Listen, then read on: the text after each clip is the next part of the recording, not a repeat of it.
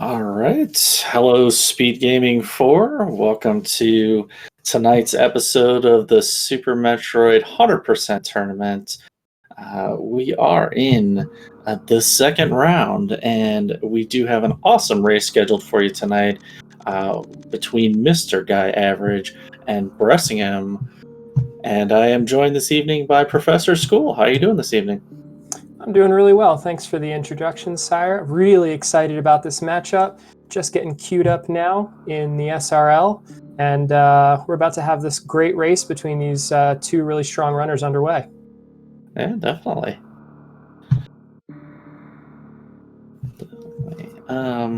Sorry, just a note. Is your commentary stream working? It should be, yeah.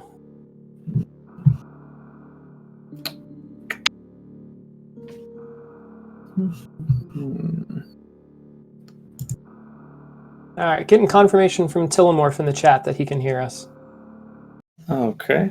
Thanks, I Tilly. mean the one that you watch. I'm not seeing the live view right now. Yeah, I suspect there's just a little bit of a delay here getting us going from on the restream. But I can confirm that in the SRL chat, we've just started. So we should see this soon here in a second, hopefully. There we go.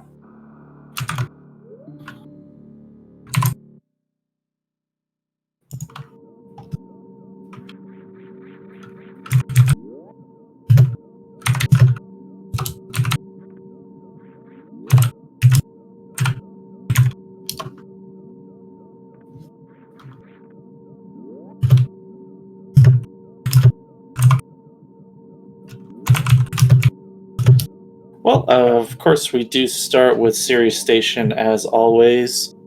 Not much going to happen here. No items or anything. Just have to get through this kind of pre-scripted cutscene. So just gonna, I guess, start with a question. What brings you to this match tonight? Is there a particular runner you're looking to check out their skills or see some interesting racing going on? Yeah, I'll tell you what. Both of these runners are people I consider friends over here on the Super Metroid community. I've had really nice interactions with both of them in their chats, and we've all sort of learned some strats from each other as we try to push down our times. And really excited to see how the two of them square up today. MGA, Mr. Guy Average, is coming in with a qualifying time of 119.46. Which actually was good enough to secure him a bye into this round.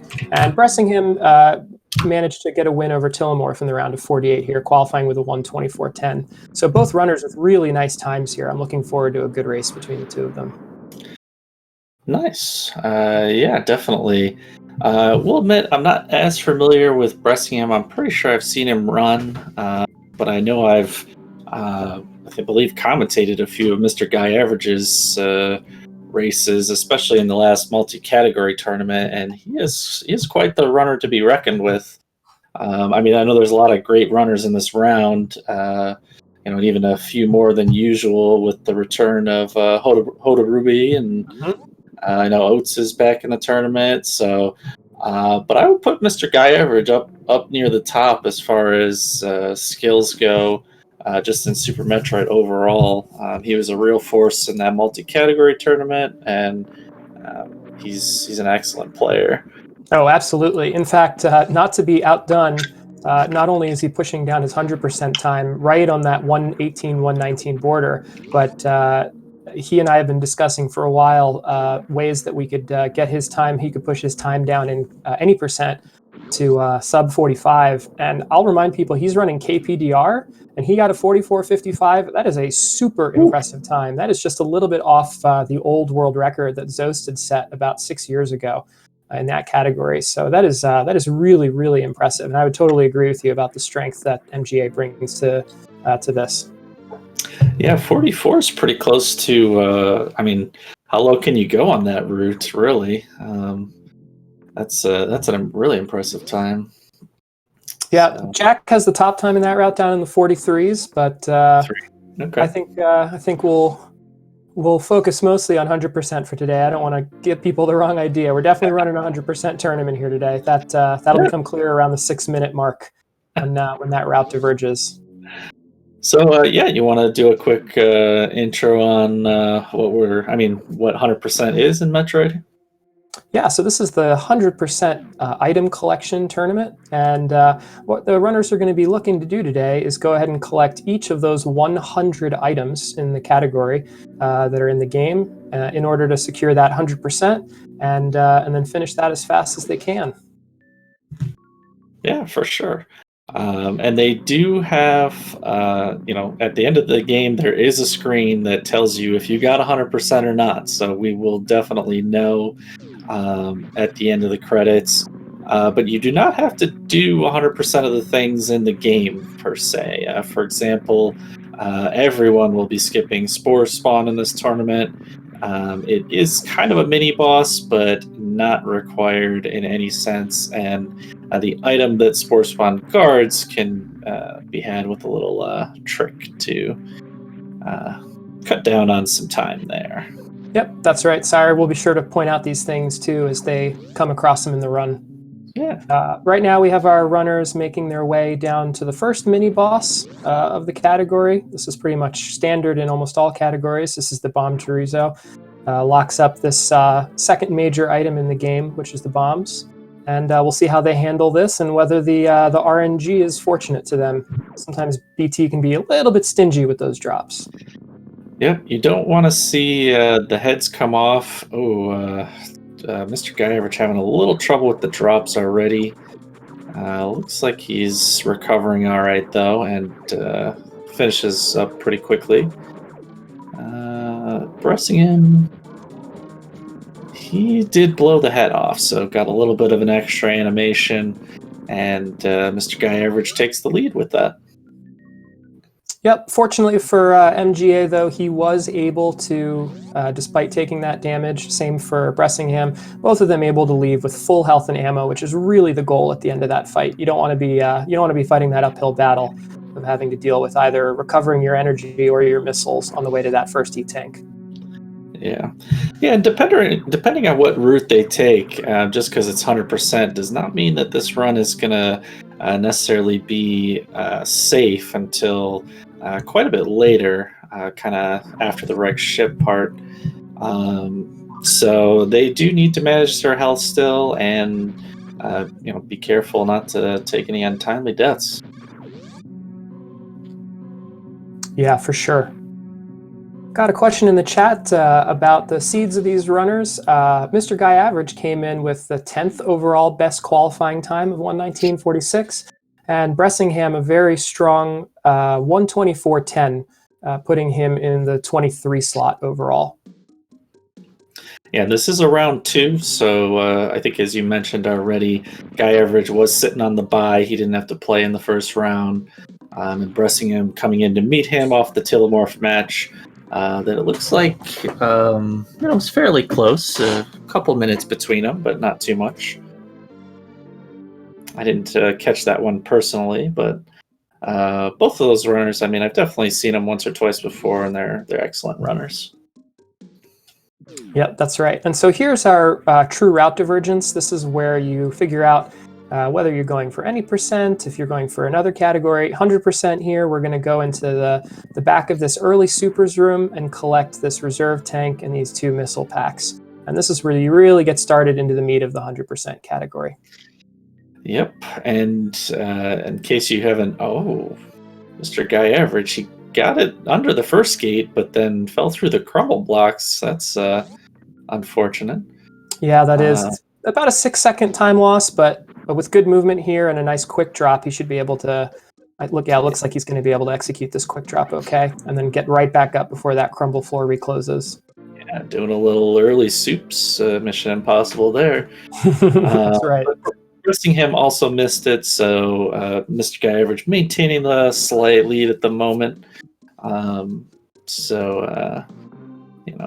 Nothing too crazy happening yet as far as that goes. So yeah, don't forget. Now that we're getting started here, I mean, there are there are other matches going on this week, and even another one right now. Apparently, there's a four-way, I think, over on Speed Gaming One. Don't click over. You can do multi-windows, but you can't leave.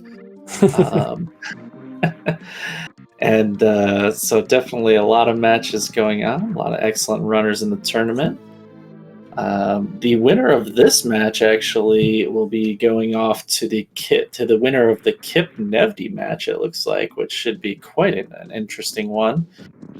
Kip, one of the organizers and a great runner, and Nevdi also an excellent runner. Was able to take down Scotty in the first round. Yeah, both very strong runners. That'll be a great match. We're looking forward to see how that round of 16 goes, depending on the outcomes of these races. I should point out quickly, so there's a gap that closed between Mr. Guy Average and Bressingham. They're almost neck and neck right now on the same screen. But what actually happened there is typically you skip charge missiles at this part in the run, and you can come back and pick those up later. It's a little faster to pick them up during the power bomb explosion on the later green Brinstar cleanup. And Bressingham did skip those missiles, but Mr. Guy Average actually did pick those up. And with that 6.5 second fanfare, it made this race just look a little bit closer than it actually is at the moment. Yeah, I mean, those charge missiles in a lot of categories can throw a little bit of a wrench in your early run. I know in the multi-category tournament there was the low ice where you had to make sure to skip them, and 100% typically you also skip them early as well. So just got to remember what category you're running and take it in stride in this one, because it is hundo. So not really going to ruin his run, but yeah, like you said, a little faster. Oh wow, a nice entrance from Mr. Guy Average, getting the triple super break on those blocks. I love that. Excellent movement from him. Bressingham going for the same trick there, coming up just a little short, but not much of a time loss there, just a second or two to have to come back and do that rim normally. Yeah.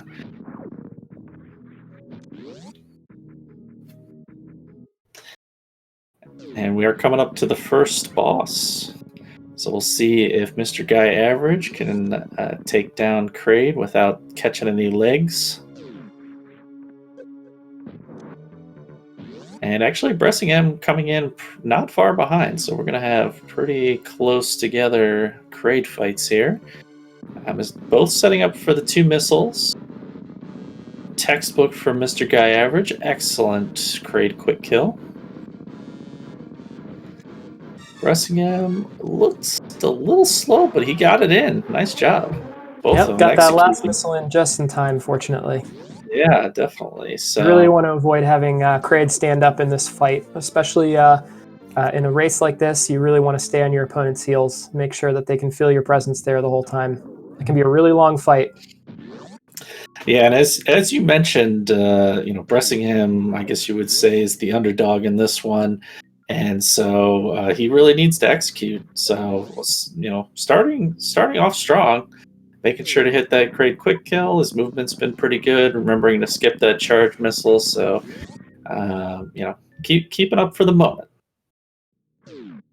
That's right. And I'll also point out, this is very important. You can really get hecked sometimes from Kraid drops. If you get no super missile drops, and it's happened to me, you have to immediately go into ammo management mode, which you do not want to do at this point. It just complicates things. Fortunately, both runners will be exiting the warehouse here in Kraid's lair with a full 5 super missiles, which definitely helps.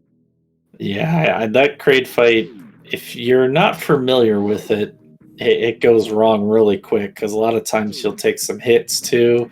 And I've seen some fights where you get health bombed and you can't even get missiles, and then the claws are like every third claw or fifth claw or something actually gives you ammo.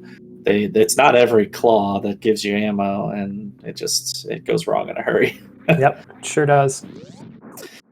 And I guess just as a note too, I mean, we are going to see a lot of item fanfares, so not going to be pointing out every item they pick up because there's going to be 100 of them, and a lot of time spent in that fanfare. I hope you like that music because you're going to hear it for multiple minutes, over 10 minutes, I believe, as far as what we'll be seeing on hearing and seeing on fanfares. Yeah, so this is a little bit of, I think, what I've become known for in the community, but I like crunching numbers.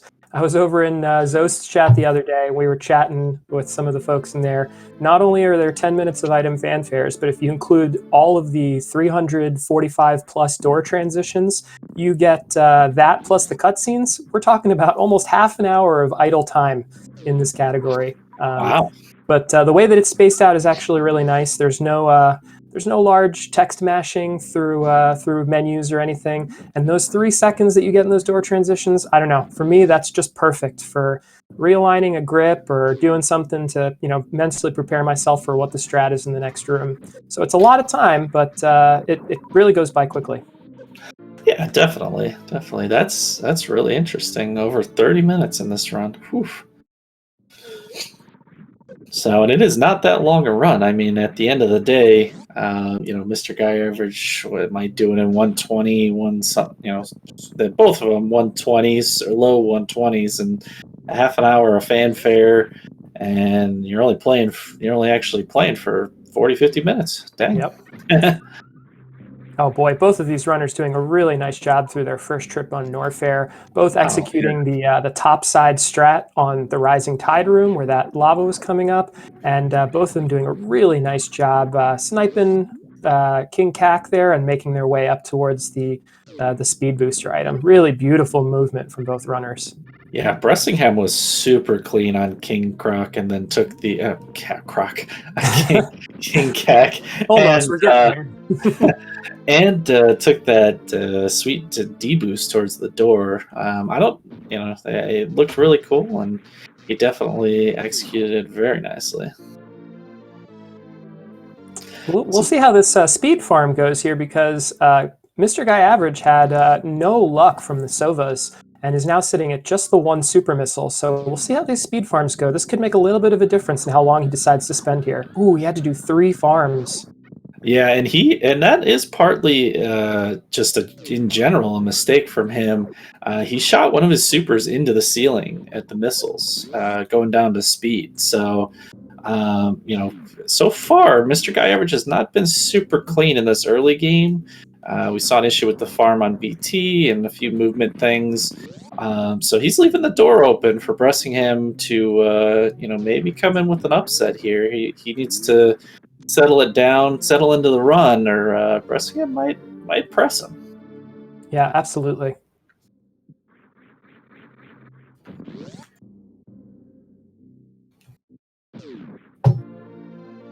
Do you run any 100% Sire? Is this a category that you've played a lot of, or I know you do some randomizers and stuff like that. Is that right? So you probably will not see anything on SRL listed with times from me. I've never actually. I don't know if I've even actually posted official times. I've definitely played a lot of the different runs. I enjoy 100%. I'm probably not anywhere near these runners. I'm probably closer to like 2 hours, to be honest. But I've definitely played, obviously, like most people, I've played any percent, 100%. When the multi-category tournament was going on, I was dabbling in the GT Classic. That was really fun. That tough lava dive really is a trick. And yeah, a lot of randomizer. About what's that, like 2 years ago? I did a lot of randomizer. So I've definitely played a lot of different categories. I wouldn't say that I've posted competitive times and really any of them, but definitely enjoy watching these excellent runners do a lot better than I can. So as always, when I'm commentating, if I sound critical of the runners or make a joke as to them making a mistake, it is all in good fun. They're way better than me, and I'm just trying to have a good time with it. Yeah, just happy to enjoy the show. Yeah. Yeah, I did So, see you had a pretty decent showing in the tournament, right? You ended up in well, the yeah, top. we can talk a little bit more about the disaster that ended my tournament when we get to the Dragon fight for these two runners. But I don't Oh want to boy. commentate or curse anyone. Um, So with the action we have going on screen now, we have confirmed that both of our runners are taking the early croc route. So we'll have a really nice idea of the head-to-head matchup for the whole time. We won't have to wonder just how far apart the runners are.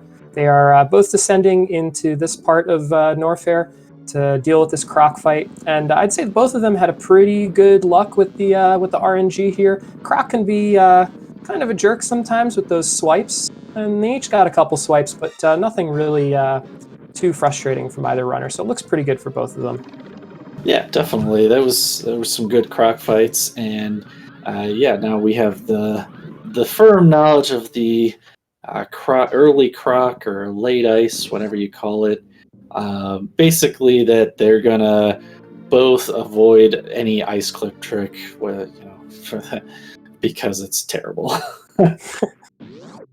Yeah, I no mean, ice clips today for sure.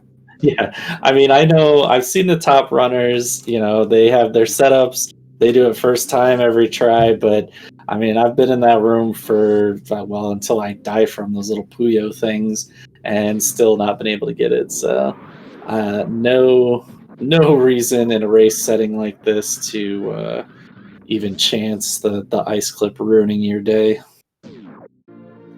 Especially in the tournament this year, as there is quite a bit of money on the line for this tournament. As you can see in the upper right hand corner, we've got $2,250 going to, I believe, the top 8 runners.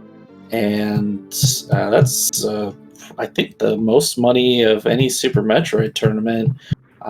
So you definitely don't want to, throw your run away in this one because what is it? One more win and you're basically in the money. Yeah, I think at least for top four. I'm not sure beyond that for top eight. Ooh, unfortunate there for Mr. Guy Average, getting himself all the way up that croc missile shaft and falling back down. Going to cost him a couple seconds there. Um,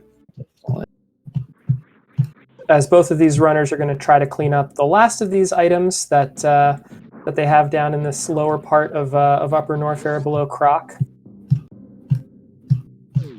Bressingham will charge up the same Shine Spark here and try to save a little bit of energy by wall jumping up there and then making his way through. Actually, it looked like he needed to do that because of the strat that he executed coming out of the grapple beam room.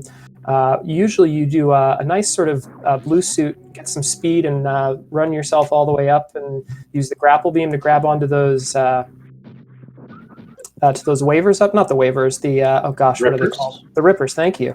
And he actually opted for a really interesting strat that I haven't seen mained very often, which is a Shine Spark all the way atop the cross of that room, which worked out really nicely, but it is a huge sink on your energy.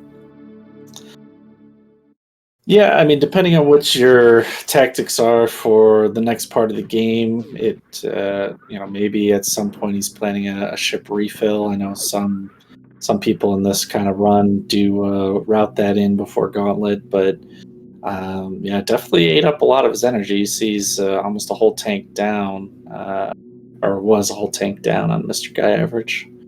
So I'll see if that actually plays into this. This is one of the parts I'm just gonna, as we were talking about, I know I'm not a great runner, but this part right here, without Ice Beam, is actually pretty tricky. You see Mr. Guy Average going for it, but missing the, what do they call that, the up and one? Yeah, I just missed that down grab there. And Yeah. I've seen him execute that trick tons of times, so I'm sure there's a bit of frustration there, missing that a couple times there. Definitely gives Bressingham a chance to continue to close on that lead, staying close with good movement here. See how he handles it. Yeah, but this is a tricky section. I mean, I've seen a lot of runners even just resort to a power bomb to make that a little easier. But now that we're in it a little bit here with these runners both handling it well, pressing him with the hero shot, and Mr. Guy Average did finally get that up and one.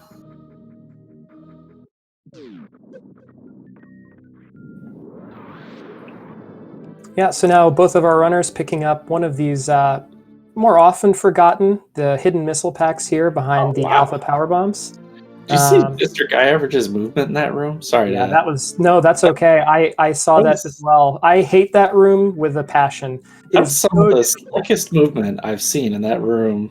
Like that's what I was trying to say, I guess, at the beginning here. I mean, I know he doesn't have the top time like Zenny or Zo's time, but he is just knocking on the door with movement like that.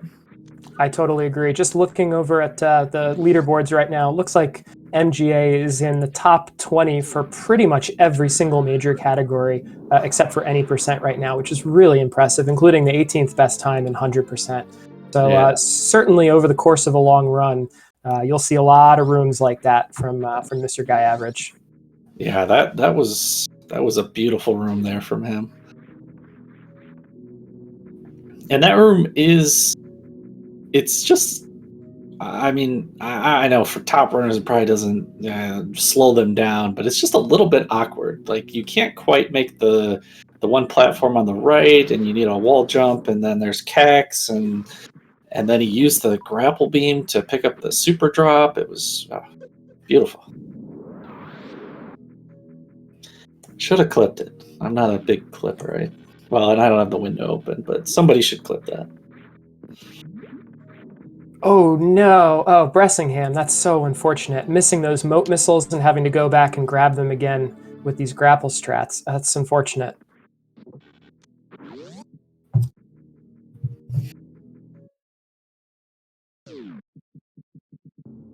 Yeah, so it's interesting. Those early decisions by Bressingham now put him in a position where he has to be a little bit careful coming into this Fantoon fight. This looks like the health that I would expect more for someone that's running the late croc route that has one less E-tank coming in direct ship here.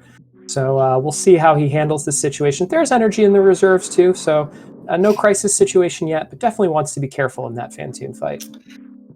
Yeah, and I mean, even though they have Varia, I mean, this fight can still get out of control if you're not careful. So definitely send Bressingham some luck here because he's gonna be a little more careful in this fight.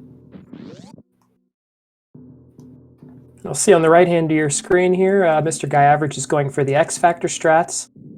And then a little nice combo where first round X Factor, and it's a little bit faster than doing the second X Factor to go ahead and use those missile strats to finish off Fantoon. Really nice job done on that second round mid pattern to take care of Fantoon with no problem. Yeah, he feels like it feels like he's hitting his stride a little bit in this section. He had that after the red tower. He's had some great movement, some good decisions, and that was a great Fantoon fight. So he is definitely picking up the pace here, and Bressingham taking a few hits already. This is really getting dangerous. Okay, he did have a full reserve, Oh but no. this is a little sketchy. He needs to just survive this fight, really. Yeah, this Or is the place where you probably do hope for that troll right slow pattern just so you can get some drops. But doing a nice job there with the second round, not taking any more hits, and getting a couple big energy drops from those flames. oof, and he takes another hit off the flame kind of unnecessarily. And another one. I think he has it though. If he hits this Doppler, there he goes. Okay, so he's good with Fantoon, but now as we are about to see, he has to make it through Spiky Room of Death, and that could be a little tricky with his health. Yeah, we'll see what these drops are like. Ooh, hardly any health in there. Good ammo drops and power bombs, I guess. I need those, but Fortunately, yeah. there is a pretty safe set of strats that you can take to get through Spiky Room of Death. If you take it conservatively, it does cost you some time, a couple seconds to sort of take your foot off the gas. But if you're careful, you can get through this room coming up with not too much trouble. Yeah, and I mean that's what he's gonna have to do, but that's not what he needed in this run. He needed to keep it on the gas to keep up with Mr. Guy Average here, and I don't know that he's gonna be able to with this health. And you do see Mr. Guy Average coming out with the full health now, reverse through Spiky Room. So now he's picked up that E tank. You're pretty much, you've got a little sketchiness with the Garland Spark, depending on how the rest of this wreck ship goes. But for the most part, we shouldn't see a death from after Spiky Room. Yeah, I agree, especially with that extra E tank that you pick up in this early croc route. Should be just fine. Yep. So in goes Bressingham.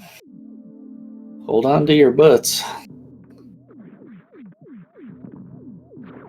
And he is taking it nice and slow. All right, so he's through. Yeah, the big thing you want to do there is make sure that when you're dropping down onto that platform that you do not KO through it. That's 100 damage every time you get hit. You can get locked in there really easily. So nicely done by Bressingham managing the situation. Little unfortunate in the Pantoon fight, and a little bit unfortunate with the drops as well. But doing his best now to sort of move forward after getting his health refilled. Yep. And we see the true final boss of the wrecked ship, the robots, causing havoc for Mr. Guy Average. Gets a nice clip back through the that second one there, though. Yeah, those clips are just a little bit easier on the way back out because those moving platforms are pulling those robots back towards you.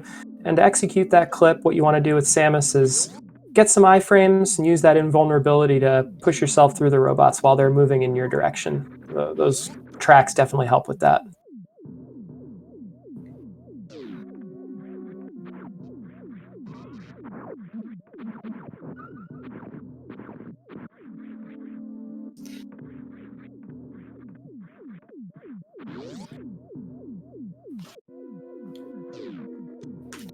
So we'll see what kind of strat Mr. Guy Average goes for here. Has a decent amount of health. Might go for this spark. I don't know if he likes that or not. I hear that you want to do the actual. You want to shoot through the floor here to manipulate the robots, right? Well, I think that that's certainly one of the strats that a lot of folks main in late croc when you have Spazer on at this point. But having turned off Spazer, I am actually, chat can correct me, but I don't think that you can actually do the robot flusher strat with just wave beam on. Oh, okay. Well, I'm not super familiar with that strat. I've never actually even tried that one, so it's good to know. But yeah, he takes the 3 spike hits, not anything crazy, and he is through.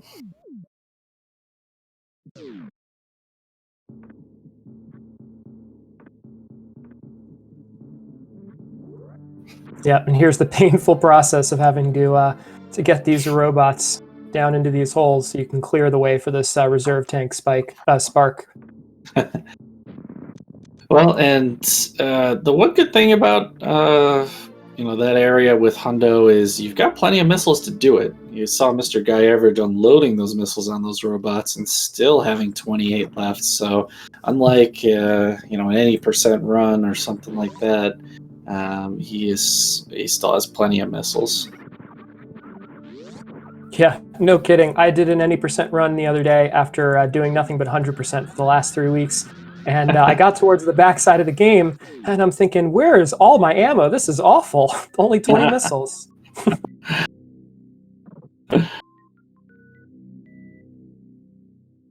Nicely executed bowling spark there from Bressingham. Now gets to sit around and compose himself and just take a quick breather. And while we wait for him to do that, just a little bit of update from the rest of the tournament. Yesterday we had Oats and Goats with a win over Cashmod. We had a real cutie moving on to the round of 16 over P-Toil. And just before this race got started, we had, I consider maybe the biggest upset so far, Maniacal, a very good runner, but getting a win over Behemoth. Did not get a chance to catch the matchup, but that was just updated here on the spreadsheet. That's definitely a big surprise to me. Maniacal over Behemoth. Wow. GG, Maniacal. Yeah, I mean, we know Maniacal's a great runner, But yeah, I guess when you hear Behemoth, you think that that's going to be top four. With this tournament, with at the top seeds, you had Zenny, Behemoth, Oats, and Zos. Like, yeah, I imagine that was probably going to be a foregone conclusion for the top four. But Well, it wow, looks like yeah, actually huge I'll have to quickly retract that. I was rapidly corrected by multiple people, including one of our organizers in the chat. It seems that I was reading off the spreadsheet here. I'll have to apologize to everyone. It looks like Behemoth did actually end up winning that, so I apologize for making everyone okay, think that the Martians were coming. This was not intentional. okay, all right. Yeah, not that I'd be upset with a good upset. I mean, we've got a lot of top runners. I mean, that top 8 is top. I mean, really, the top 10 here is just a huge powerhouse of Super Metroid runners. But it'd be nice to see someone slip in unexpectedly and give them a run for their money.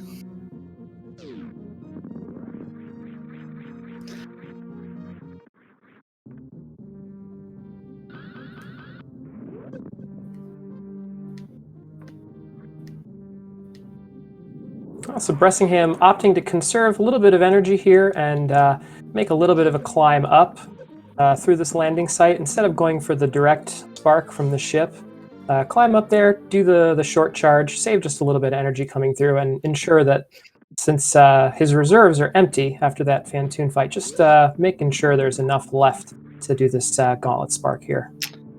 Yeah, he took some damage in that room, though. Does he still have enough? I can't remember the number. Yeah, he should be just fine. It's something around 235, 236 range is plenty. And if you have a little bit lower than that, you can get away with moving a little bit further left for that spark. Okay, yeah, he did finish it with fine 67 there, so... Yep, no problem. And then got this refill and can go to the backside of Gauntlet, breathing easy. Yeah.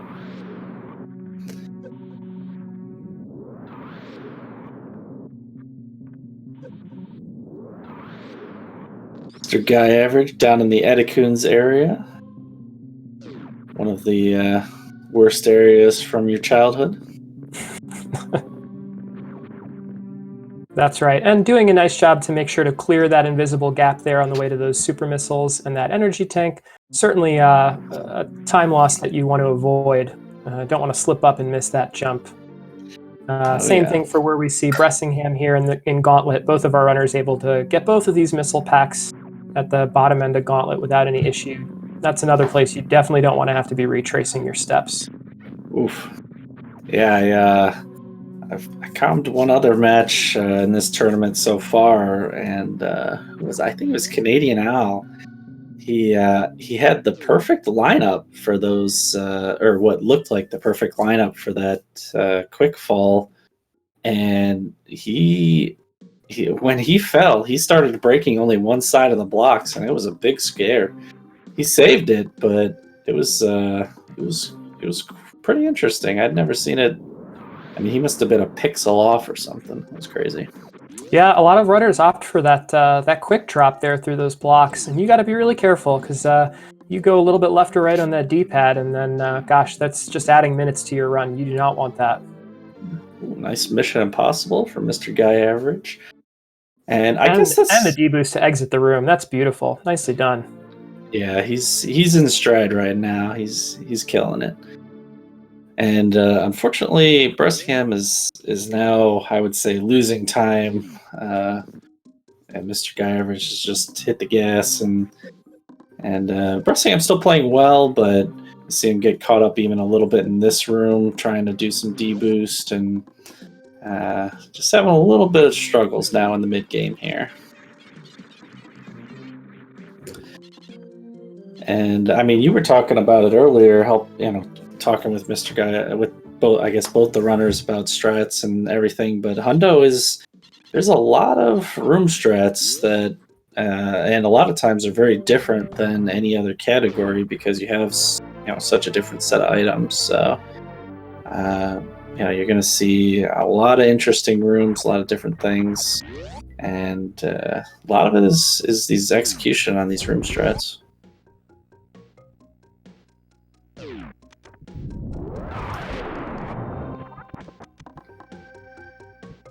Yeah, and so we're going to get another 6.5, 7 seconds here for a lead, sort of artificially added on for Mr. Guy Average, who did not need to pick up those charge missiles coming through. Bressingham still has that item fanfare waiting for him, so that's still in his future, unfortunately. Yeah. Normally, as I mentioned, it's definitely optimal to pick up those charge missiles later, but unfortunately, when you're already a little bit behind, every second counts, and having to wait for those extra few seconds is only going to make things feel just a little bit harder to climb back. But it's a long category. We're not even halfway through this run quite yet, and a lot can happen between now and then. So just have to wait and see how the runners execute through Meridia and going into some of the harder sections into the backside of this run. Yeah, and that is not an easy trick. Bressingham was doing the backdoor in the spore spawn with the super. Did miss it a couple times, losing a few more seconds there. I think Mr. Guy Average hit it first try. So, it is there's a lot of tough strats that you have to get in order to complete this run. And that one's not necessarily that hard, but I mean, it's easy to waste a few supers there trying to make sure you're in the perfect spot. Yeah, this category, there's just so many rooms, so many strats. There's so much left to optimize, and gosh, it feels like a marathon every time I finish one of these runs. It just demands your attention non-stop in every room. You're constantly preparing, managing your ammo, planning what happens, going from one room into the next. So credit to these runners for just grinding through all of this and giving us a great show. And reminder to please follow the runners. Both of them are working really hard through this tournament. We just want to make sure we send them some love, so please go ahead and do that. Yeah, definitely follow them, because as you just saw on Mr. Guy Average's side, some quality gameplay. He got that Main Street Spark first try from the lower section with the crabs, so, and not even slowing down. He fired 2 missiles while he was short charging, so impressive movement through that room. Doing Mama Turtle room a little different than I usually see. People usually go for the spark and then fall down. Is that any faster, do you know? Well, there's this really swag. Oh, and he got it too. Look at that. There's a really nice strat that you just saw Mr. Guy Average execute, where you can spark across to those missiles. You don't have to worry about falling and missing them on the way down from that E-tank. And because you have grapple, you can grab that, swing all the way around, and swag your way right into those missiles. Beautifully done by MGA there. I don't know the exact room time comparisons, but that is it's not just a swag strat. That's a pretty fast one as well. Yeah, I mean, it looked pretty quick, and yeah, you're right. I mean, it's easy enough to miss those missiles, so yeah, that was a little different than I've seen some people do, but definitely looked to be pretty quick. Yeah, these runners really come up at this high level. They are coming up with visual and audio cues pretty much for every single room for when to fire a shot or press or release the dash button. And if you can remove one of those really difficult cues, like when to fall off that Mama Turtle E-tank to get those missiles, it certainly can benefit. A lot of decisions go into those different strats that these runners are selecting.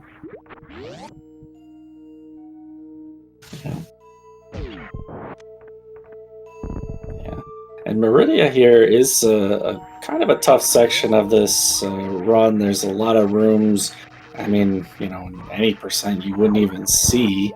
So, a lot of rooms that people maybe just getting into Hundo wouldn't necessarily have any practice on or anything like that. So, you got to optimize these rooms as well. You saw Mr. Guy Average doing a nice kind of like speed...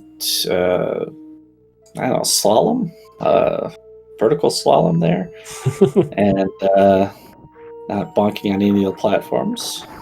Yeah, and not to be outdone, Bressingham also executed that stutter 3-tap short charge and really beautiful Main Street missiles as well. And is now going for the strat that you were recently just discussing here, Sire, which is that early spark up to the Mama Turtle tank and then dropping down. So our runners showed us both of some of the more optimal ways to go through this room and collect those 2 items. Yeah, definitely.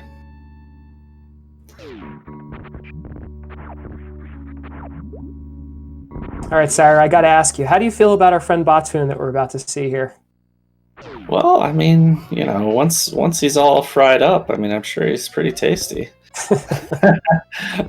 Yeah, I mean, like most people, obviously this hitbox is gross, and this fight always going wrong, just like you saw on Mr. Guy Average's screen, missing a couple of X Factor particles, and then Kojak, I don't know what you call it, but shooting a couple supers, not hitting him anywhere near his head, hitting him on his head, but not actually causing any damage, I should say. Yeah, I'm not sure you can even call that Kojaking. I think that's just Deer Force having a little bit of fun at our expense with that hitbox. Yeah. Now that room's always, I kind of hate that room too, because like I said, I did come a lot of rando and play a lot of rando, and a lot of times in randomizer you end up in bot wound without charge beam and with very little ammo, and you see so many soft locks there just from you shoot bot wound in the head and nothing happens, that it gets really annoying really quick. So yeah, I'm not a huge fan of Botwoon. Glad to see him go down every time. Absolutely, dead snack, right? All right, I do really love these new X Factor strats though, the kind of rain dancey ones that you're seeing from Mr. Guy Average. Some of my faves there. Yeah, having a little bit of trouble with that decalled X Factor in Batoon, but no problem with the rain dance here over on Dragon, making quick work of the shrimp. Yeah, getting the one round in by pumping the ammo, so a very quick fight.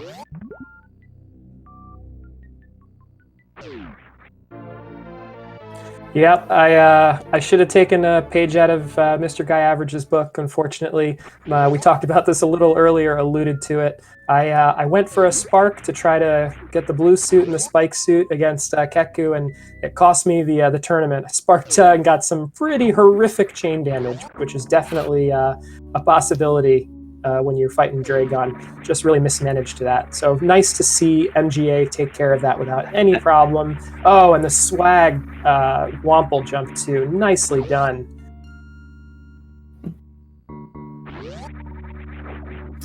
So Bressingham also had a pretty much perfect bot wound, and looks like he is about to get the full halfie as well. So having a decent pickup here in Meridia.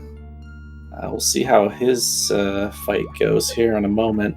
How many tanks was that chain damage? I didn't catch it.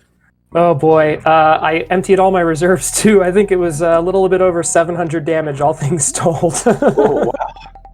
Yeah, I was ahead by about 20 minutes at that time. My opponent had some struggles in Spiky Room of Death, and I was not watching the restream, else I would have been a lot more conservative against Dragon. I was really putting my foot to the pedal.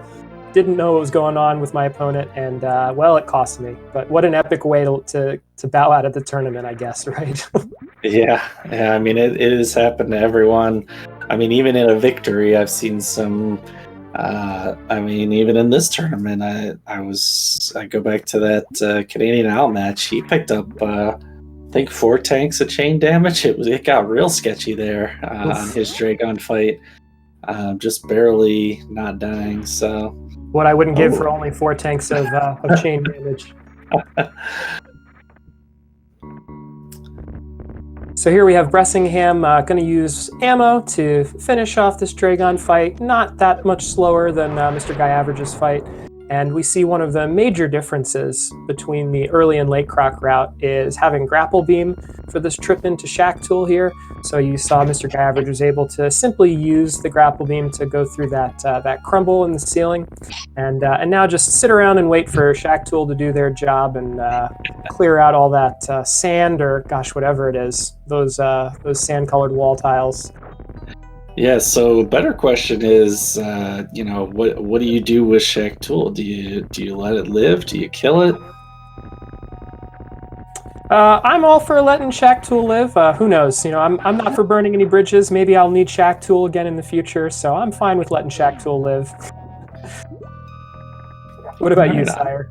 I'm on board with that. I usually let Shack Tool live. Unless it's a really trolly randomizer seed, in which case some frustrations have come out before on Shack Tool. But Hundo runs the Shack Tool's giving you the awesome spring ball, so gotta let him live. And Mr. Guyaverage shot a couple of missiles at Shack Tool, but did not kill it. He was a little close there. You gotta be careful, Mr. Guyaverage. You're gonna lose favor with me. Yeah, MGA, I think, going for a strat there to open that door for the fast exit from Shack Tool. I think you really need to missile mash there to take Shack Tool out. Just pumping out a couple extra ones to make sure that door was open so that there wasn't any bonk. And exiting that room just about as fast as you can. Nicely done.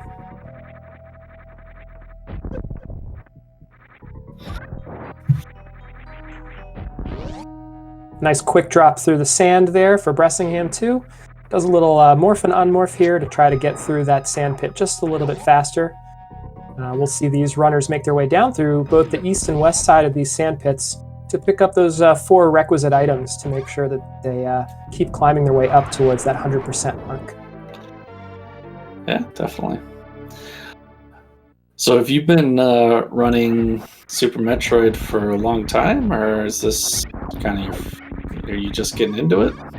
I have very distinct memories as a kid of a good buddy of mine that had a Super Nintendo, and we would play. It must have been since 1994, 95, just around when the game came out, that I was playing. But that was all really casual. I would say that probably back in February, I picked up the game, speedrunning for the first time. I started with any percent, ground that time down a little bit, and actually just switched to 100% 1 week before the tournament started when I saw the announcement. So just looking for a different category to play, and I've really been enjoying it. Nice, yeah. I must be a glutton for punishment, though, because despite most runners starting off using the early croc route, I just cannot deal with croc RNG and grapple strats, and so I decided I would just teach myself the Puyo ice clip, and so I'm running late croc right now. Oh, okay. Is your ice clip consistent? It's good enough that I qualified for the tournament, but I think it's the Dragon fight I need to worry about. Okay. Wow. No fear, I guess, from the co-coms here. Well, I blame Zenny for all the time that I spend in his chat watching his streams.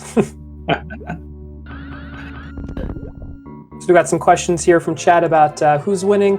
Looks like MGA is probably up by, couldn't tell you exactly, maybe a little bit over a minute at this point. I think he's probably built his lead too. We can take a quick check here on the this Aqueduct Super Missiles 51:45. But yeah, probably about 60 to 90 seconds if I had to guess. Nicely executing those quick drops there, leaving the Aqueduct Supers. Nicely done by Mr. Guyaverage. And taking that snail for a little ride. Yeah, that's another one of those places in this run where you definitely want to make sure to clear that sand pit. You fall in there and you get trapped. You have to make your way all the way back around again, and that is definitely not what you want to be doing. That would have been bad news for MGA. You lose your whole lead like that. So happy to see our runners avoiding all of the really major areas of trouble so far in this 100% category. Yeah. So is there an item that you got to watch out for that you have trouble remembering? I think the one that's probably causing me the most trouble are some of those early missile packs when I'm still sort of in any percent mode in my head. And you got those cathedral missiles and those speed missiles. But I actually I distributed this on the Discord recently. But I made an Excel spreadsheet with tracking all the major differences for the routes and specifically where those really hard to or easy to miss items are. And I used that to sort of prime myself as I was learning the category. So I think I have a pretty good grasp on it right now. It's becoming more ingrained in the muscle memory. Gotcha. But I just can't help myself. Crunching numbers, making spreadsheets, as the name suggests, Professor School. Just can't help myself. And we did just see Mr. Guyaverage on his side hitting another nice strat into Kraid's lair, just shooting out the bottom block that time and using the spring ball to enter Kraid's lair. Excellent use of the spring ball. Always love to see the awesome spring ball strats at 100%. Probably one of my favorite things about the category. You get to see some interesting spring ball strats. Maybe even a spring ball baby skip a time or two, especially if you've been spending time in Zenny's chat. That's right. That's right. It's I mentioned this yesterday in comms. It's really poetry in motion. When you see some of those beautiful spring ball strats, we'll see some later in Lower Norfair and in a couple other places in the run, and the exit towards the Blue Brinstar cleanup. Just really, really nice stuff that you can do with that spring ball and that speed booster combined, and especially with that space jump. Really elegant stuff. For sure. Super Metroid having really an excellent set of movement items. I mean, there are a lot of games like it, but your movement options are just so varied and interesting. There's a reason it's one of my faves. Absolutely, I'd have to agree with you there, sire. A lot of people say this one that Mr. Guyaverage is about to pick up trips him up. I do remember as a kid that I always knew that missile was there, but I always had a ton of trouble actually getting it. So that one didn't really trip me up as far as where it was, just mostly it took me forever to actually get it. Yeah, that crumble shaft can definitely be cruel. A little unfortunate there for Guyaverage coming through the Croc Speedway. Looks like he lost his forward momentum and needed to turn around and redo that spark, losing maybe just 2 or 3 seconds there, but getting right back on top of it and carrying that speed nicely in that space jump through those spiky acid rooms, and now setting up for this chronic boost here. I guess actually this is a more modified version of that original chronic boost that was discovered to get just a little bit less lag where you set that power bomb up for that boost into the Lower Norfair lava dive. Really nicely done. Yep. And we are down into the Lower Norfair section. You do have to do this last at 100% because there is an item that is gated here by Space Jump actually. And it is this statue here. The game does check for you to have that space jump, and if you don't have it, you are not getting a single missile pack down here. Yeah, unfortunately, as we see Bressingham also making his way down towards the section of the run, we can confirm that both of our runners remembered to go back to Kraid's lair. In this route of 100%, you need to make sure between Meridia and your trip to Lower Norfair to revisit Kraid's lair, go back into that warehouse, grab that one missile pack, and make sure that you stay on your route towards 100%. Ooh, well, Mr. Guyaverage playing a little fast and loose with that missile, actually. Oh, yeah.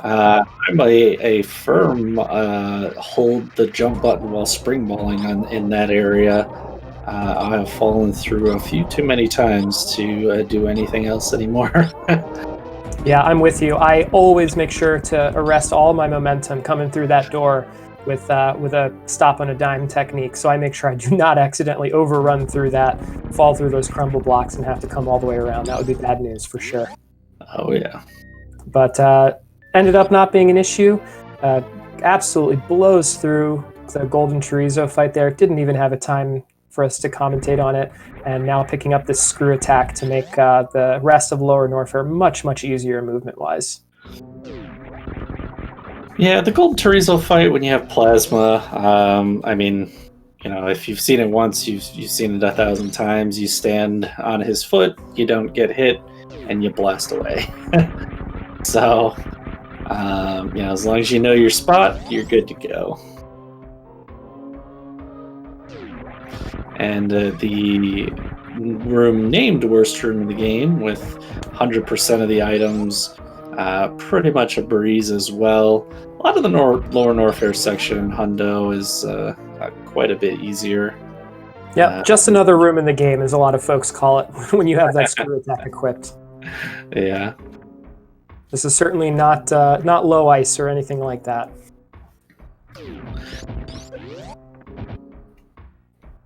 And I know we keep pointing these out, but just another spot where guyaverage did a nice job avoiding another set of crumble blocks there coming out of those Mickey Mouse missiles.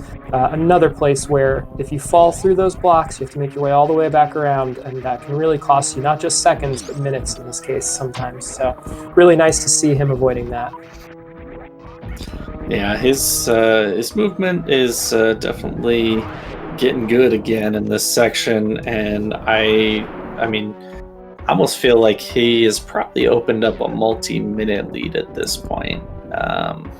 Maybe 2, maybe 2.5, something like that. But he is definitely, you know, putting the pressure on.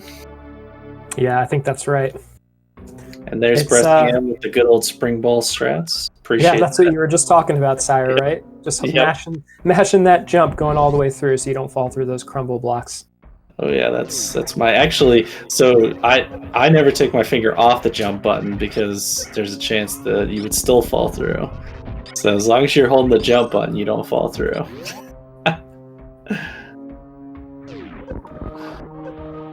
But yeah, it is faster to mash it.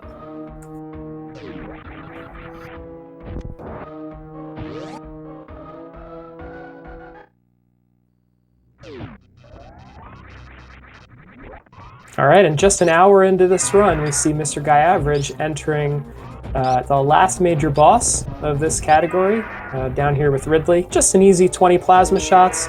We'll see, based on his ammo count here, whether he decides to go 12 plasma shots and 12 supers, maybe 14 plasma shots and 9 supers. Depends on how exactly people want to manage this and what kind of super missiles they want to try to carry through the rest of the run. Yeah, he's looking like he's not going to use any supers, but we'll see. He might decide to turn a few on. Get some great pogo manipulations, and that was a really quick fight. It almost looked scripted from Mr. guyaverage. I don't even know if he took a hit. Like, he still has great health, and that was one of the better Ridley fights I've seen. Yeah, pretty good. Looks like just about a 55-second room time or so. You can get a sub 35-second fight when you really go high on the DPS with the super missiles, but it definitely comes at a cost, right? You'd be leaving with probably 5, 6, maybe 7 supers instead of the 19 that you see for guyaverage. So definitely a bit of a risk reward, and being a little bit further ahead, I would say it's probably fine to be conservative with that fight and just make sure you get through it with no trouble. Yeah, no, that was super clean. And, you know, those supers do equal time in the Torian section, so... some sweet spring ball, I don't know, reverse Kagos up through the spiky platforms. Just showing us all the sweet spring ball strats. Oh, and almost consolidating that whole room with the beautiful speedball there through the back end of Wasteland. Just missing it, but still really impressive stuff overall for guyaverage. Really putting on a show for us today.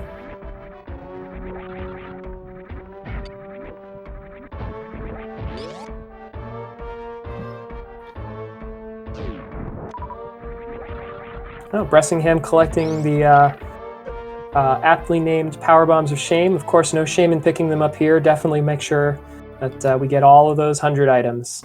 So good to see him pick those items up. Yeah, I know. So many of the names of these rooms and items for different categories than Hundo, like worst room in the game and Power Bomb's a shame, different ones. So almost need to rename them for this Hundo tournament. And there's Bressingham dispatching of those metal pirates. While on the right hand of your screen, you see Mr. Guyaverage going for a pretty swag strat and a really fast one too, executing the Hoda Ruby special, getting that speed ball through those missiles, and then using that speed and the spring ball to break through those crumble blocks and just make short work of that spring ball maze. Really, really nice job there. Yeah, Hoda Ruby, who I guess if you had won that match, you would have faced, is in this tournament. Yeah, don't remind me. I have to say, harder than swallowing that loss was losing the chance to face a legend in this community like Hoda Ruby. I'm just really unfortunate. That's something I was really looking forward to. It's like a once in a lifetime opportunity. But who knows? If he's back to stay and I can get myself back into position, maybe I'll be fortunate enough to see him somewhere down the road. For sure. Yeah, I don't know that I've even ever seen him play in person. I don't think he's been in any of the other tournaments that I've watched. So it's going to be really something special to watch him here in this one. Oh, absolutely. Completely agree with that. Really, really cool to see him back. You see some of his old times on the leaderboards 12, 13 years ago, just blazing trails and setting incredible paces. So, yeah, and times before, recent tech was even known, like the moonfalls and things like that, and still killing it. Yeah, here's a little history lesson from the professor. This is actually back when we're talking about still tracking the game from an in-game time perspective.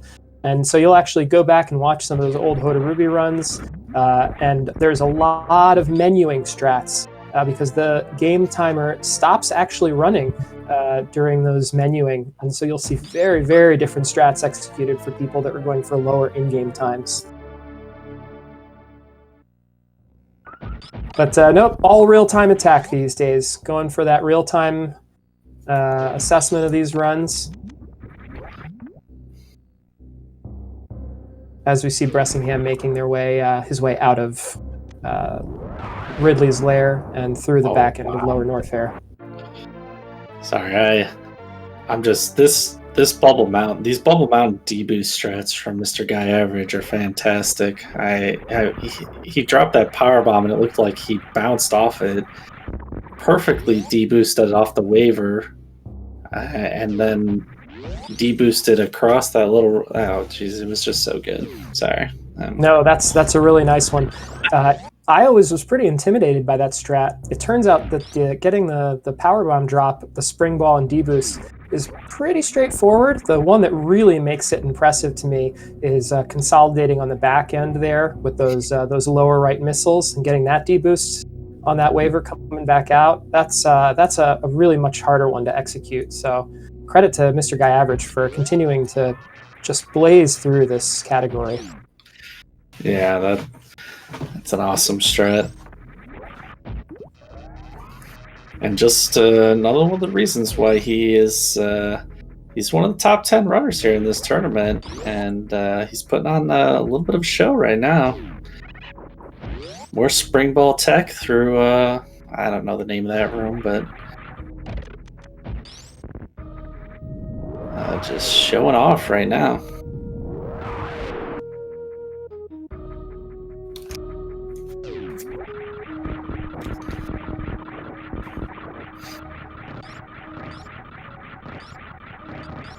So they do have to pick up X-Ray, and they do save it for almost last. Most people probably for menuing issues, but also because it just really has no use in this run. Yeah, that's right. This is definitely one of those items that we're just picking up and collecting to make sure we hit that 100%. Not going to see the runners use it. Although, now that I say that, X-Ray does have a potential little run-saving use when we get to the Mother Brain stand-up glitch. If you get locked in the floor there, you can actually use the X-Ray beam to get yourself up out of that forced crouch pose. Yeah. Well, the one last hope for seeing an X-ray that is not a miss button press in this hundo run. That's right.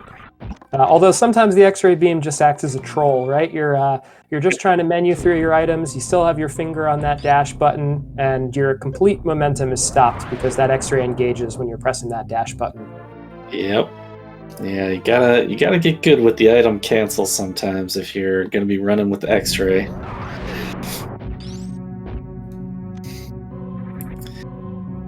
So one of my favorite named rooms coming up here, and recently found out that actually Billy Mays is no longer alive. So in memoriam, the Billy Mays room coming up next. That's right. We were actually just talking about this on comms yesterday. We'll see how much longer people of the generations ahead of us even know who Billy Mays is, but hopefully we can keep his name alive with these 2 missile packs that our runners are going to be picking up here. You see Mr. Guyaverage entering the room right now. I know. I don't know if they were serious or not, but as soon as I started talking about it, people in chat were like, "Who's Billy Mays?" Yeah. Sounds like you and I both remember both playing this game as a kid, and also Billy Mays. So I suspect that we're from the same generation. But yeah, folks these days probably don't remember who Billy Mays actually is. Yeah, definitely. Just go ahead and Google, but wait, there's more, and I think that'll tell you everything that you need to know. Yeah. ShamWow. All right, we got some folks in chat that remember it. That's good to know. Makes me feel a little bit less old. I love it. Thanks, chat.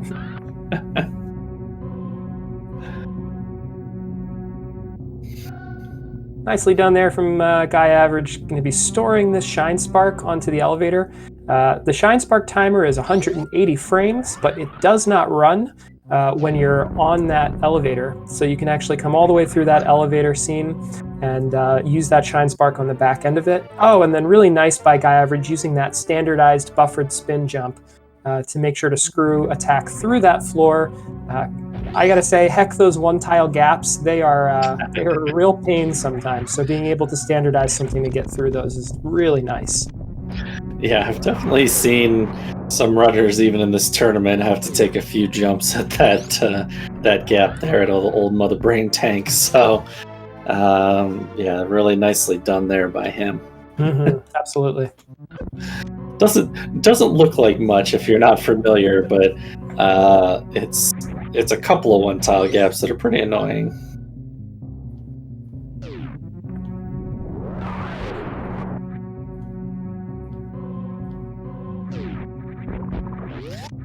And here we go into the last item of the game. The 230th missiles, and well, they are called the 230 missiles, or I don't know how you 230. I don't 230. Yeah. I mean, I know that it's a thing. I don't know. I don't know if I'm particularly the biggest fan of that. I don't know. I think on the wiki they're just called the first missile pack, right? Because that's actually typically in most casual playthroughs you pick those up first. And I think you can speak to this better than I can because I don't really play a lot of randomizer. But in most randomizers, that'll be one of the very first locations that you item check. Isn't that right? A lot of times, yeah. I mean, that room does have bomb blocks, so depending on what kind of randomizer you're running, you know, sometimes you don't necessarily have bombs yet. But yeah, a lot of people do an early check there when you get early bombs. All right, we have got just a little bit under 1 minute, or 1 hour and 12 minutes here for MGA. Gets to sit around and watch these gems explode from each of the Golden 4 statues. And something I just learned recently, if you take a close look at these gems, they explode and they actually get a nice little colored ripple effect on that water there as they come down. This game was made in 1994, folks. Well, let me just remind you. Pretty incredible. Dear Force. Yes, it's probably I don't know. I go back and forth, but I think this is probably my favorite game of all time. So, very closely followed by Link to the Past. And when you put those combo randomizers together, then you've got something really special. Absolutely, yeah. Be hard to argue with that. All right, well, let's see how Mr. Guy Average is going to handle these Metroid rooms. Got plenty of super missile ammo. Yeah, just blazing through that first one. Nice. Only thing that happened there is lost a little bit of speed coming through that door, so you can't go for the absolute optimal strat in room 2, but just cleaning it up with no problem. MGA making quick work of these Metroid. Little spring ball hop at the end too. Really nice. Going for all the fast strats. No grouping strats here. You come in with 20 super missiles, you just blaze through these rooms, and should still have nearly enough. He'll be just a couple super missiles short to go for the full array on Mother Brain 2, but clean up with a few missiles, and that won't be much of a time loss at all. So, I mean, if you've been watching Mr. Guy Average, is he gonna show us any spring ball Metroid skip here? Oh gosh, I'd be pretty surprised. I don't think that's anything he's been working on. I think we're gonna see a standard skip here. Yep. Yeah, looks like we are. He's letting me down. Has to do one or two extra hops, but gets it done no problem. Almost missile Shack Tool, not doing spring ball baby skip. God, we can't satisfy you, sire. Hey, I got high expectations for Mr. Guy Average, man. He's top 10 on the spreadsheet here. Yeah. Better make it happen. Bressingham almost getting trolled by those climb supers, but managing to escape with that short charge, doing a nice job to clean up that room, and now himself will be making his way over to those last missile packs here in the game. And I'm just saying, just like the last hundo I commentated on, it's not really 100% if you don't save those animals. So, yeah. Well, you were the one who brought up the true completion category before at the start of our stream, so yeah, definitely not requisite. But people make some really strong opinions about whether we save those animals or not. Yeah, and I don't think we'll be seeing Mr. Guy Average on that today, but here he goes into the Mother Brain 2 fight.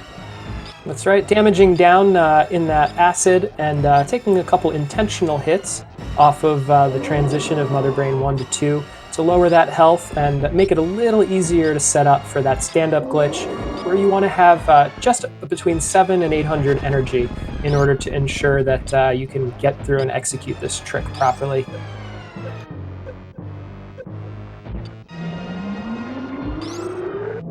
And at the same time, looks like Bressingham is entering the G4. Looks like about a 4-minute difference, but I have to say, looking at each of their streams, it looks like they are both at or near PB pace right now.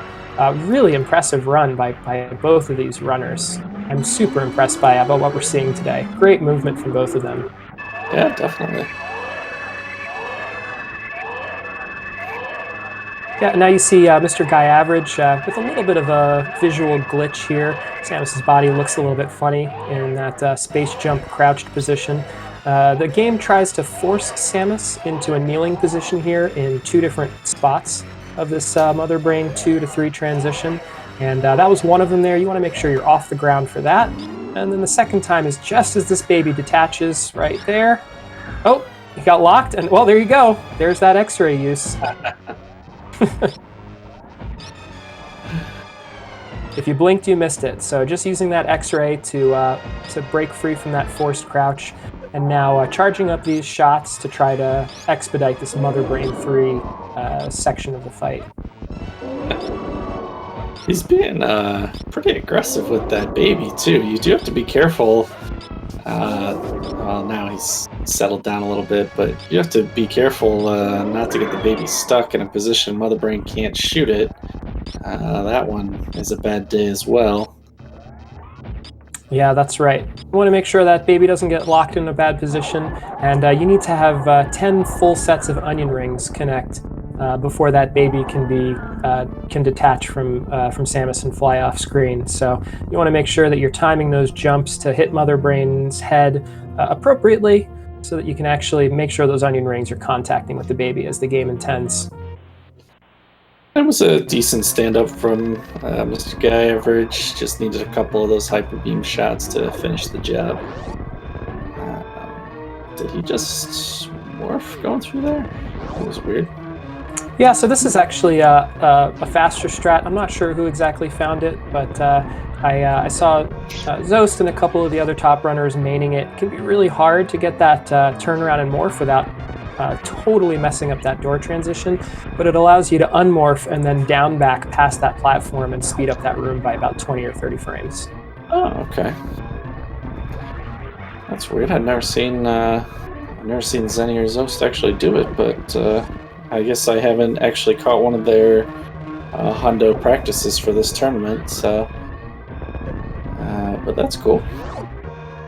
Bressingham doing a nice job executing that baby skip as well, not losing any extra time there. And now looks like going to be opting to missile through that first Zebetite and then use the spring ball baby skip to get through there. Really nicely done. Now plenty of ammo through missiles. Not a lot of supers, so it'll slow down a little bit here, but we'll clean up Mother Brain 1 without too much of a problem. And you do see Mr. Guyaverage hit the ship and, well, supposedly take the victory here. We still have to wait for the 100%. But he does finish with an official SRL time of... oh, sorry. It just scrolled. With official SRL time of 1 hour, 18 minutes, 54 seconds. And sounds like that might be a PB for him. Or at least a tournament PB here. Because it is definitely faster than what's on the spreadsheet. Yeah, it looked like at G4 somewhere around 9 to 10 seconds ahead, so didn't see what the final time was, but definitely another PB for Mr. Guyaverage, and I think that's his first 118, so GG's on that. Nice job. Yeah, definitely. It was a good run from him, and I mean there were even a few spots where he can definitely shave some time off on that. So he's in a good spot to move forward in this tournament, and definitely play with the big dogs. Yeah, GG's for sure, MGA. And now we'll see Bressingham execute the same stand-up glitch. Did a nice job to avoid getting crouch locked there, and now just needs to wait for the baby to drain the rest of Mother Brain 2's health. So I do usually wait to the 100% screen to call it officially, but for these hundos, but it looks like Mr. Guyaverage, like I said, is going to be playing the winner of that Kip Nevdy match. So he does have to wait until the end of the week here. It looks like that match is going to be played on Saturday at 8 p.m. So he won't know who he's facing for a couple of days. But he'll be playing one of those excellent runners. And definitely, Mr. Guyaverage just put a great show on, Bressingham as well. Again, definitely make sure to follow these runners.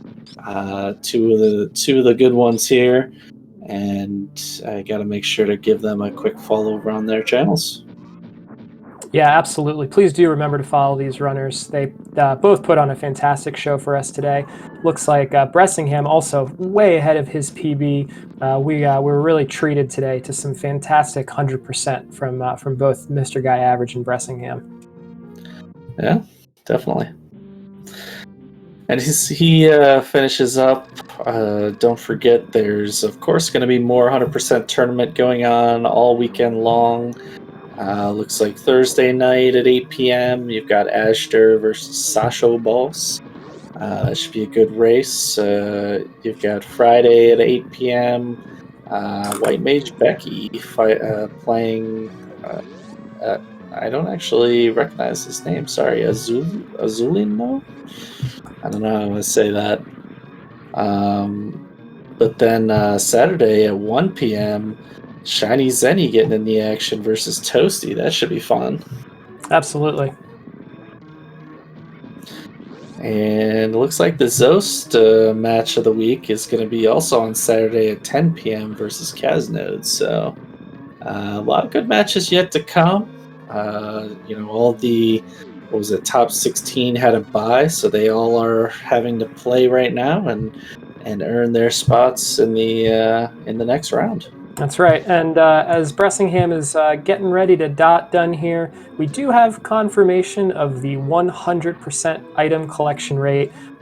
Sure, MGA very happy to see that and confirm the PB and the first place victory. So GG's there to both runners as Bressingham is finishing off too and flying off the planet.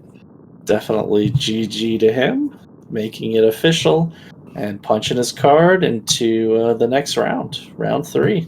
That's right. Bressingham finishing with official SRL race time of 1 hour, 23 minutes, and 4 seconds. So if I understand it correctly, as far as the way the money works for this tournament, he will have to win the next match before he'll be in any money positions.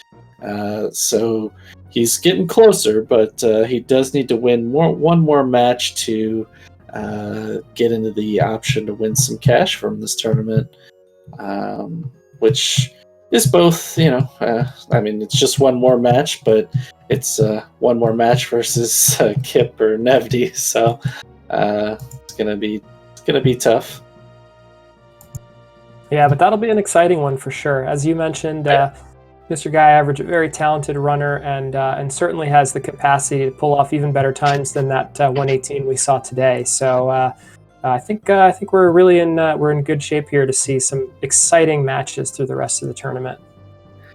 Yeah, and I think that match, obviously I think Kip is favored, and Kip's qualifying time of the tournament was a 1:18:07. If Mr. Guyaverage cleans this run up just a little bit more, I mean, he's in the mid 1:18s, and he's right there with him.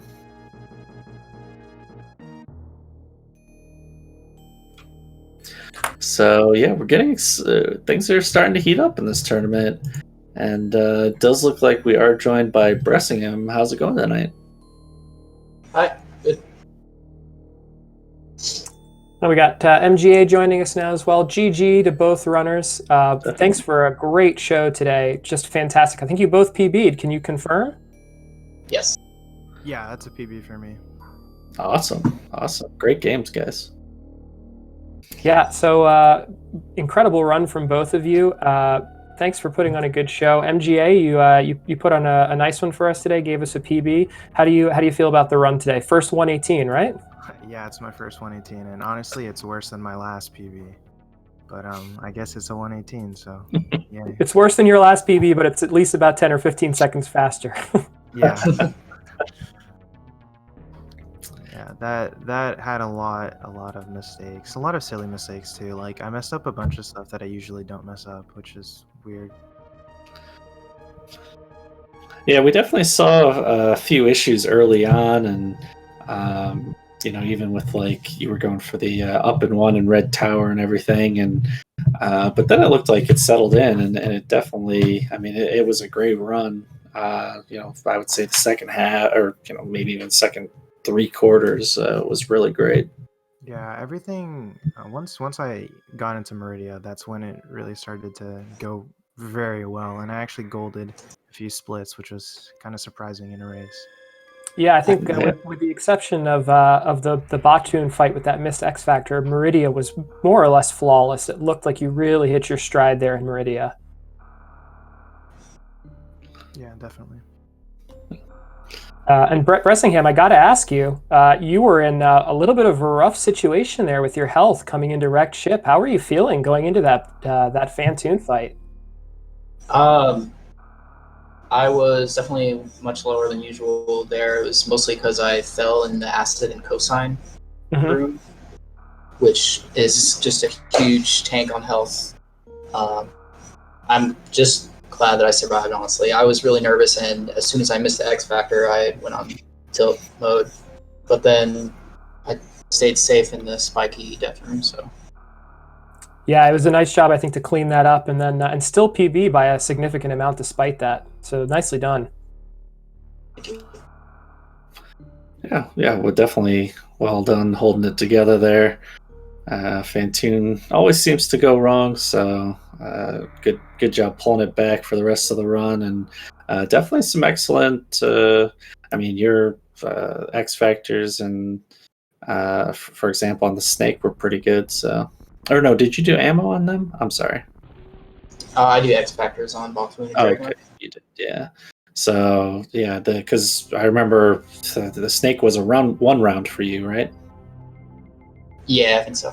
Yeah. So you definitely picked it up as well after those issues in the ship. So excellent second half.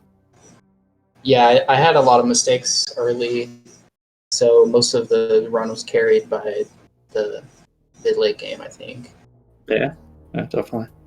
I also had 2 golds, so. Nice, Cool. right on.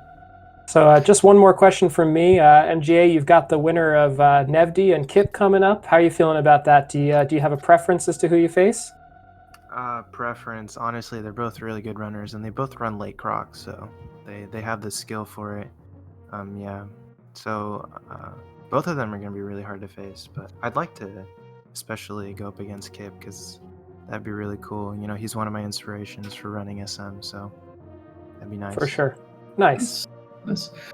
Yeah, I guess in a similar vein there. I mean, we just saw you come in with the 118, and Kip's qualifying time was a low 118.